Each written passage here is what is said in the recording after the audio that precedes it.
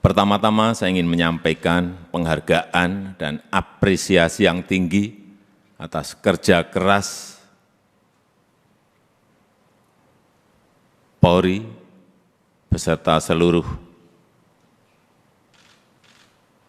jajaran TNI, jajaran pemerintah, dan seluruh komponen masyarakat dalam menangani COVID. Itu dilihat masyarakat, dan itu juga saya lihat dan saya rasakan. Kerja keras itu. Dan hasilnya juga sangat signifikan. Sampai hari ini, yang mendorong paling kuat memang adalah dari Polri, telah 440 juta dosis vaksin yang telah disuntikkan kepada masyarakat. Dan hasilnya pandemi COVID mereda. Dan hasilnya ekonomi kita bisa tumbuh 5,44%. Dan hasilnya indeks kepercayaan masyarakat juga menempatkan Polri di puncak teratas pada saat itu. Tetapi begitu ada peristiwa FS,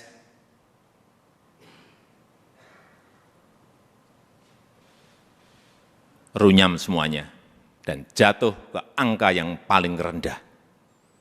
Dulu dibandingkan institusi-institusi penegak hukum yang lain tertinggi, sekarang saudara-saudara harus tahu menjadi terendah.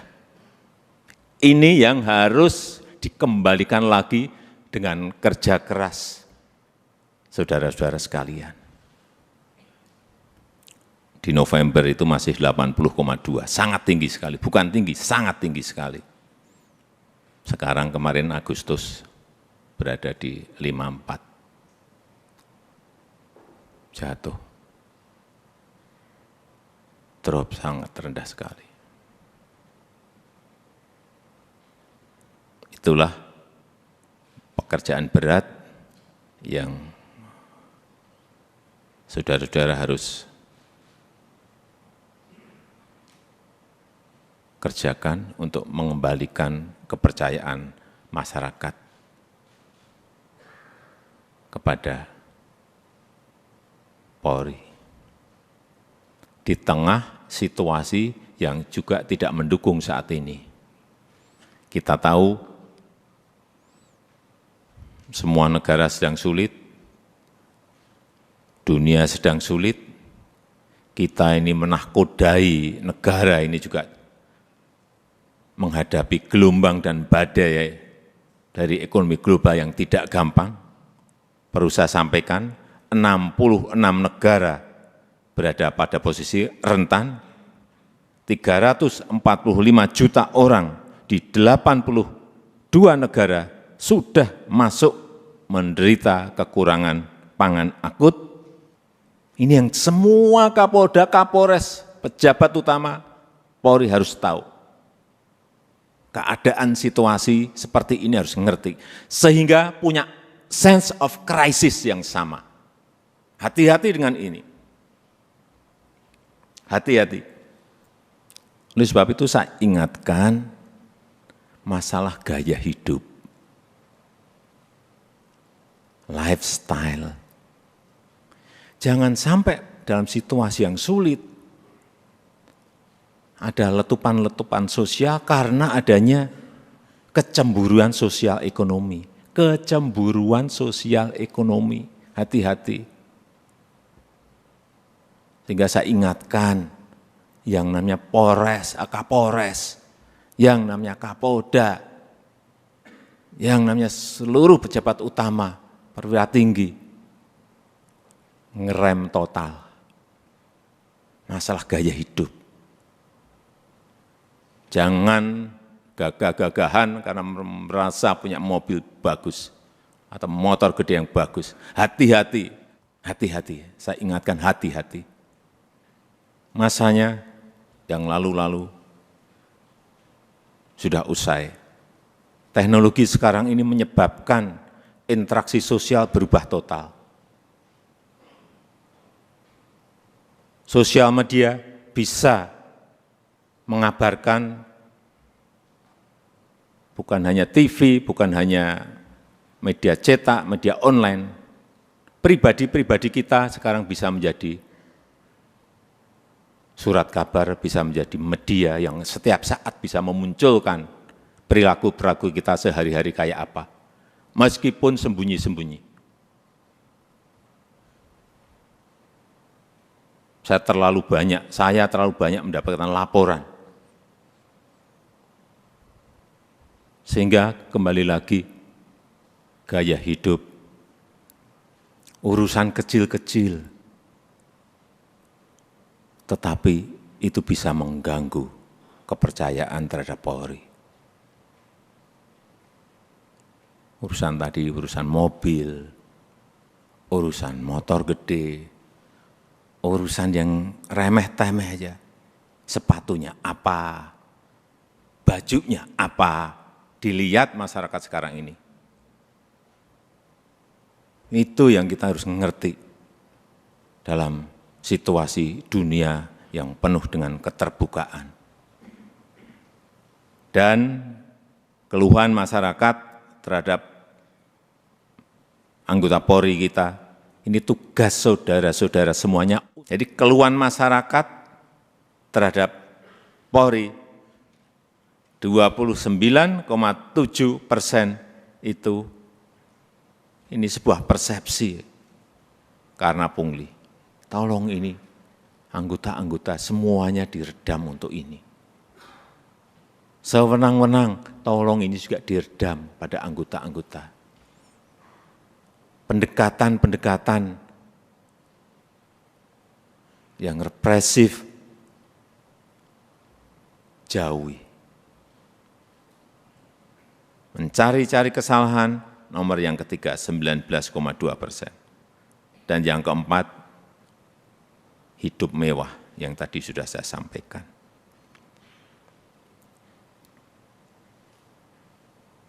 Karena Bapak, Ibu, dan saudara-saudara sekalian, itu adalah aparat penegak hukum yang paling dekat dengan rakyat, paling dekat dengan masyarakat, dan paling sering berinteraksi dengan rakyat. Jadi ingatkan anggota-anggota, selalu di briefing anggota-anggota, seluruh anggota, dan ingatkan untuk hal-hal yang berkaitan dengan pelayanan masyarakat, ingatkan mereka. Jangan sampai karena tidak kecepatan kita, yang kedua, rasa aman dan nyaman masyarakat itu, ini masalah persepsi loh. Rasa aman dan nyaman masyarakat itu menjadi terkurangi atau hilang. Karena apapun, Polri adalah pengayom masyarakat. Hal-hal yang kecil-kecil, tolong betul-betul dilayani betul.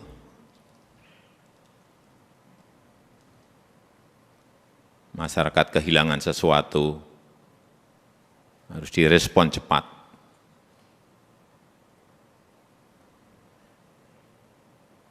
Sehingga rasa terayomi dan rasa aman itu menjadi ada. Yang ketiga, yang berkaitan dengan soliditas.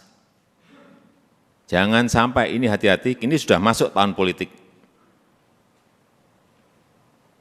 Karena pemilu sudah berjalan tahapan pemilu sudah berjalan sejak Juni yang lalu. Harus ditunjukkan soliditas di internal Polri dulu. Rampung, kemudian soliditas Polri dan TNI. Itu yang akan mengurangi tensi politik ke depan. Soliditas. Harus ada kepekaan. Posisi politik ini seperti apa sih? Karena saudara-saudara adalah pimpinan-pimpinan tertinggi di wilayah masing-masing.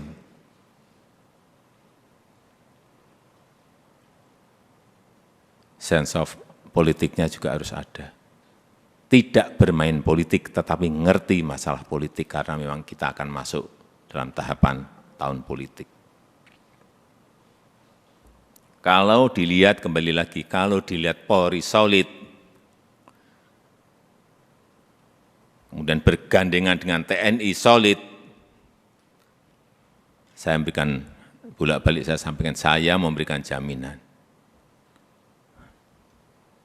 stabilitas keamanan kita, stabilitas politik kita pasti akan baik.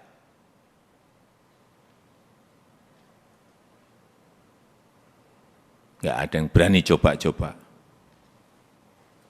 Kalau coba-coba ya tegas saja. Yang keempat, yang berkaitan dengan kesamaan visi. Saya kira yang berkaitan dengan kebijakan organisasi, jangan terkesan kita itu gamang. Sebagai pemimpin-pemimpin di wilayah, baik itu di provinsi, kabupaten, dan kota, jangan gamang, apalagi cari selamat. Yakin sesuai dengan prosedur, yakin sesuai dengan SOP, yakin sesuai dengan undang-undang, lakukan. Visi, presisi, Pak Kapolri, saya minta juga tidak usah jelimet-jelimet, tolong disederhanakan, sehingga yang di bawah itu mengerti apa yang harus dijalankan. Apa sih kalau disederhanakan? Ya tadi yang Kapolri sampaikan tadi, Polri sebagai pelindung, Polri sebagai pengayom, dan Polri sebagai pelayan masyarakat. Intinya akan ke sana. Presisinya itu apa? Jelasin sekali lagi, secara sederhana dan jelas, sehingga gampang ditangkap visi itu. Yang kelima, yang berkaitan dengan penegakan hukum. Jangan sampai pemerintah dianggap lemah, jangan sampai juga Polri dianggap lemah.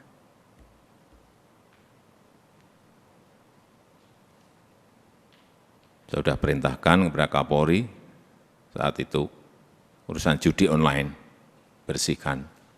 Ya udah.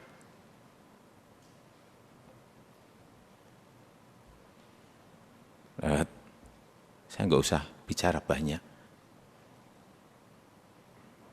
Saudara-saudara tahu semuanya, perintah ini tahu.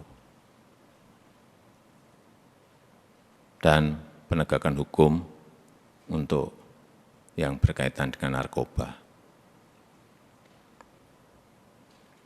Ini yang akan nanti bisa mengangkat kembali kepercayaan masyarakat terhadap Polri. Dan kalau ada sebuah peristiwa, itu segera dirancang komunikasinya yang baik. Komunikasi publik itu penting banget. Jangan terlambat, jangan lamban. Sehingga yang muncul nanti kalau lambat, yang muncul isu-isu yang lain. Sekarang ini sekali lagi, era sosial media, hitungannya detik, hitungannya menit. Sudah bukan hari lagi.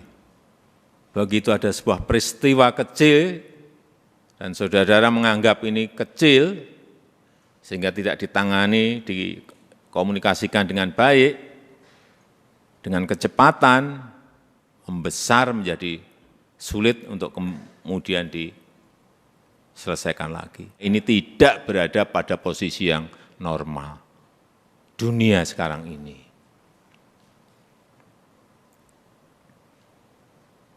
Sehingga gampang sensitif dan gampang tersulut. Untuk menumbuhkan optimisme harus menciptakan hal-hal yang baik, dikontra dengan itu, dikontra dengan prestasi-prestasi, dikontra dengan komunikasi yang baik.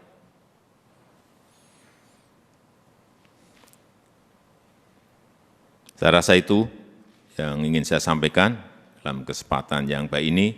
Sekali lagi, saya sangat menghargai kerja keras saudara-saudara sekalian dalam penanganan COVID yang lalu, dan kita harapkan dengan kekompakan, dengan kesolidan di Polri, di internal Polri, kemudian bergandengan dengan TNI, saya percaya apa yang tadi saya sampaikan bisa kita lakukan dengan baik. Saya tutup pertemuan pada sore hari ini